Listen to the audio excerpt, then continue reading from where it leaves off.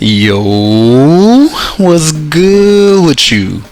Back in black with another Enlisted video. If you guys are new to the channel and you love shooting games just like me, make sure you aim for that like button and shoot that subscribe button as well. It'll help you find better teammates and improve your skill-based matchmaking.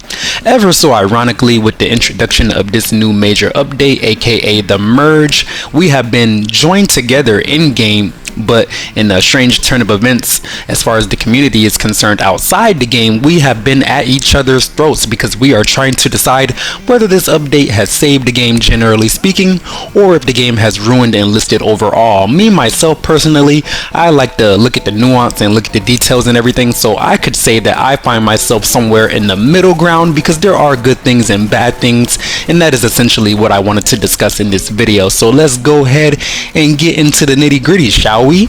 Oh, and drop your feedback and comments down below and what you guys have been experiencing as well. Let's go. So I think I'm gonna start this off by saying that the reason that I believe that we are getting such radical responses from the community on one side or the other is because this update in itself has taken so long to even get implemented in the first place. Essentially a year and some change, and what could have been a bunch of development time going towards a bunch of new maps and battlefields and weapons.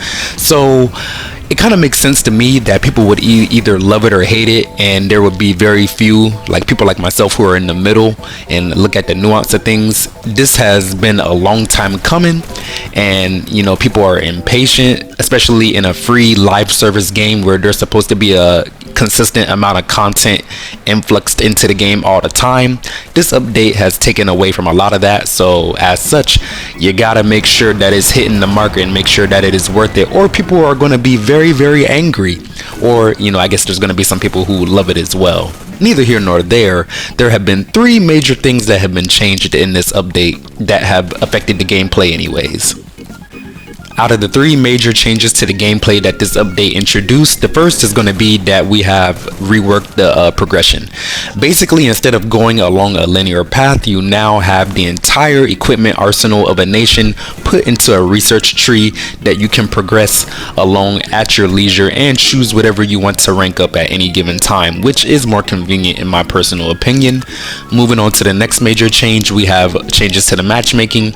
All the equipment of a given nation is going to be divided into 5 battle tiers ranging from 1 to 5, 5 being the strongest and 1 being the weakest. Basically, the stronger your squads and the stronger the equipment in your squads, the higher of a battle rating that you will be placed into. Kind of like skill-based matchmaking, but not really. The last major change to the gameplay is going to be a major rework to the perk system.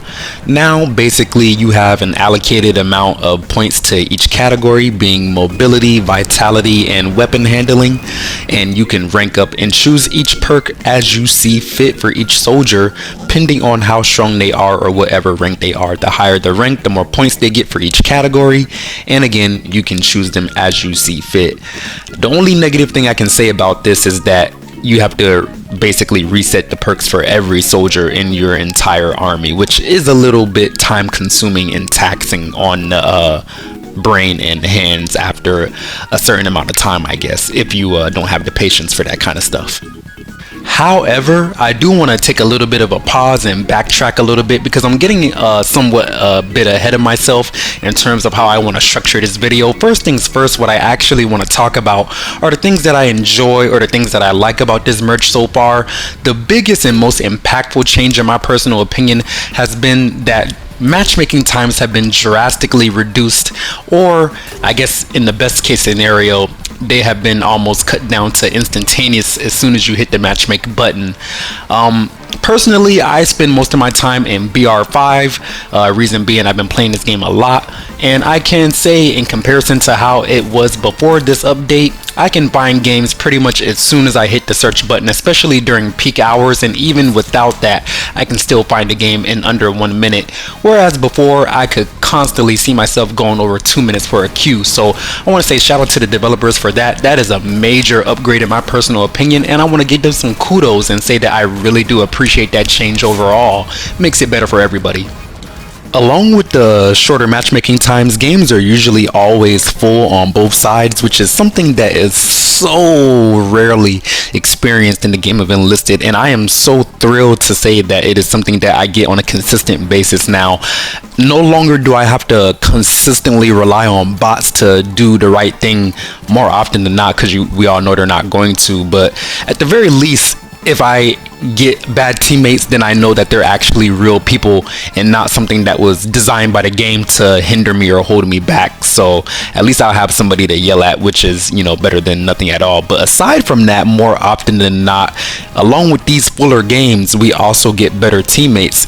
In my personal experience, anybody who is in the BR rating of 5 is usually somebody who has played the game for a long time and thus usually has a good amount of experience with the game. So I will say with that, basic experience comes a lot of usefulness as a teammate, which means that more often than not, you're going to see more rally points, more structures being built, better defense, better offense, and just generally a better gameplay experience all around, which again, I want to give them some kudos to the developers.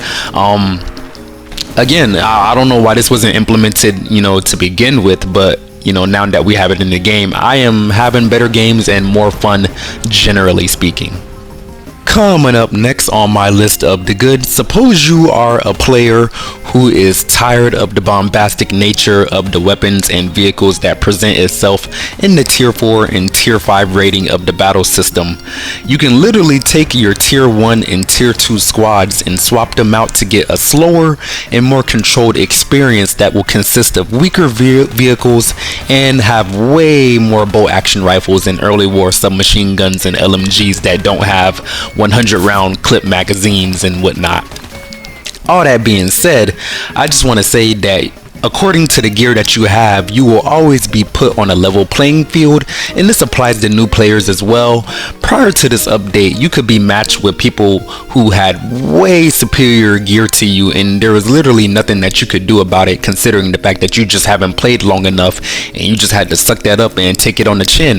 That is how it was when I first started playing Enlisted anyways, and I had to just work my way up to, being as good as I am now due to the equipment that I have and the playing time and skill that I have cultivated. But that being said, thanks to this battle rating system, if all you have is rifleman squads with Mosin Nagants, that is all you will be playing against, is German squads with Kar 98s or Italian squads with their Carcanos and whatnot. All that being said, everything should be more fair, and even if you want to slow down the experience, you can do that manually at your leisure. So double wins all around for that change as well. Coming up next on my list of the good, I can say that confidently the grind has been reduced, generally speaking, thanks to this new research tree and the progression system that they have implemented. The reason that I'm saying this is because hypothetically, let's say that you were a person who did not like to fly planes at all. You could literally forego unlocking all the planes in the game and solely focus on infantry squads and tanks or any other ground vehicle for that matter. The reason that is important is because prior to this update, you literally had to progress along a linear path and you had to unlock whatever they placed in front of you in a linear fashion, of course. So let's say you didn't want to use that plane, or you didn't want to use that mortar squad, or you didn't care about that tank. You had to unlock it anyways to get to what you actually wanted to unlock. With this new research tree, you can basically choose what you want to unlock at your leisure, barring that you stay within the prospective power levels and go along that path at least. All that being said, the grind is reduced overall because you can go after what you want, and that makes the system better overall, even though it is a little more confusing to new people and people who have never played War Thunder, myself included. But I still see the value in it overall, so I do like where they are going with that, and I see the vision. The last thing that I wanted to talk to you guys about in the good section has got to be the redesigning of the perk system, generally speaking. Thanks to this new system overall, the fact that we get a bunch of perks in each section, we can design our soldiers to be as well-rounded or to be as much of a niche specialist as we want them to be. And I find that ability to customize down to every minute detail to be very flourishing and beneficial for the game. Again, it kind of just depends on the type of soldier that you are, customizing. But let's say you wanted to have a pilot who is better at spotting planes from further away and took less damage when he bailed out and hit the ground. There's literally perks that you can choose now instead of hoping that you get them randomly. So again, just a simple fact that we can choose what perks we want with the allocated amount of points that we have, that is determined by what rank the soldier is. That makes the customization way better for each soldier individually, not only in the aesthetic department, but in how they actually perform in battle as well, which again is a win-win. Want to give them some kudos and a shout out for that. Switching gears here a little bit, now that I'm halfway through the video, I would like to talk about some things that I am not particularly fond of about this merge, and I can see where some of the outrage is coming from a little bit, basically speaking. The first thing that I noticed since playing this game within the first few minutes of loading up a game is that Germany, particularly in tier 5, is now extraordinarily strong for no reason, thanks to their upper level tanks and their gray zone camping, which I guess is always going to be a thing in this game. I will say that when Germany isn't playing like dickheads with their vehicles, things are pretty even, all things considered, and it seems like the developers will be addressing that in the future by adding even stronger tanks for the allies sooner rather than later. But for the time being, playing against them is pretty rough. It seems like consolidating all the Germany mains together made them way stronger, generally speaking. My next con about this update is more so from what I have seen and read, more so than what I have played myself, because I don't really spec my squads for tier 3 or anything below. But it seems like tier 3 doesn't really have a good reason to exist, considering the fact that from what I have seen from other players, you can still be matched into tier 4 and tier 5 matches, and thus considerably be outmatched as far as your weapons and vehicles are concerned. Upon seeing Storks getting wrecked by Tigers and Panthers, I think it would be a good idea to wall off Division 4 and 5 from Division 3 at the very least.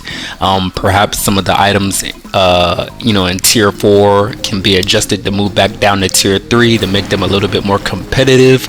Obviously, I'm open to some other player feedback. Let me know down in the comment section, but as it is right now, tier 3 is probably one of the harder tiers to play in and that I would generally avoid if I was a player nowadays. This next complaint that I have about the merge is actually kinda super annoying in my personal opinion, considering that generally speaking I already thought the inventory management in this game was already complicated enough as is. But the organization of the squads in this new rendition is pretty horrible as well. I load in not only to find that my squads are reset, but on top of that there's like 50 plus in this super long vertical menu per faction. Mind you, I'm a mostly maxed out player, so I'm sure this might not be too much of an issue for new players, but regardless, this is very inconvenient and time consuming when it comes to changing all the squads around, unequipping each of them soldier by soldier, then of course reorganizing all the perks, which on top of that takes literally so long that it made me to want to get off the game multiple times, because that's low-key a game in itself. It's like a meta game inside the game. They really need to find a way to organize the squads into their respective tiers for easy selection for you, instead of making you do it yourself, which is kind of lazy in my personal opinion. I do understand this is low-key a strategy game, but for that to be implemented in the menus as well is kind of taxing on mine when I'm just trying to get in the game and shoot stuff. So yeah, I don't know, my only piece of advice would be for them to organize the squads for us into tiers 1, 2, 3, 4, and 5 for us to choose easily, instead of having us make these presets, which is a lot more time consuming. Yes, I can do it. Yes, I know how to do it. I just don't feel like it.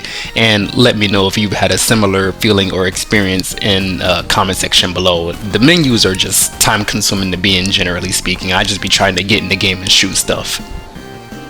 Now that I think about it, along with organizing the squads into tiers for us, they should also have a button to unequip a squad entirely if we choose to do so. I don't know why that hasn't been implemented into the game yet, but that would be something nice to see. So these next couple of complaints are not my own personally, but I do want to acknowledge them as I have seen them pop up in the community a couple of times. The first one is going to be historical accuracy. I see some people complaining that the game has gone from historically accurate to now basically being a shit show as far as like maintaining the status quo as far as how a World War II, should be standard speaking. I would refute that by saying that this game was never historically accurate to begin with. Take for example the simple fact that we have machine gun squads with people that have multiple 75 round machine guns, and then the rest of the squad has STG 44s. In what way is that historically accurate in essence of a World War II squad makeup? Not at all. So all that being said, for this game to get slightly less historically accurate, if you want to count the Italian troopers in Normandy or in Africa or whatever the case may be, maybe in Moscow, if you want to count that as historically inaccurate, then so be it. But I will take that over the gameplay balance and the other improvements that have been listed in the earlier part of the video. The only other complaint that I have seen in a major way is people talking about the map rotation, but a lot of that has been relegated to what tier you play in now, more so than what campaign you choose, since campaigns don't really exist anymore and everything has been combined together into a certain playlist depending on, again, how strong your equipment is. I hope this can be addressed and worked on in the future. I don't think it's like a huge deal right now, but I will say I haven't played Japan in a minute, or played against them I should say, and it is nice to get a little bit more variety from a game to game basis. But then again, if I'm playing as Germany most of the time, I don't really have a say so in the matter, so I guess I can't complain. All that being said, as far as the cons, I haven't really seen anything. Some people kind of just complain just to complain, but if I did miss anything that is of a major concern to you and it's legit and you think it should be mentioned, then let me know what I missed down in the comment section. Other than that, I mean, overall, what do I really have to say about this merge? Honestly, I would say that in the grand scheme of things, this merge has been a net positive to the game overall for multiple reasons, literally everything that I said in the first part of this video. And although the things that are listed as cons are, I guess, valid in some sense and are worthy of discussion, because if you're not complaining about the game, then you can't really make the game better. And anybody who is complaining and has valid reasons behind their complaints are just passionate people trying to make the game better. That being said, I do realize some people are just being negative for the sake of being negative, but we don't want to just cast aside anybody who doesn't like the changes that have occurred, because there are some legitimate complaints to be had here, if I do say so myself. But all of that can be had in a discussion down in the comment section below. Other than that, that's pretty much it for me. I got about 3 minutes left of gameplay.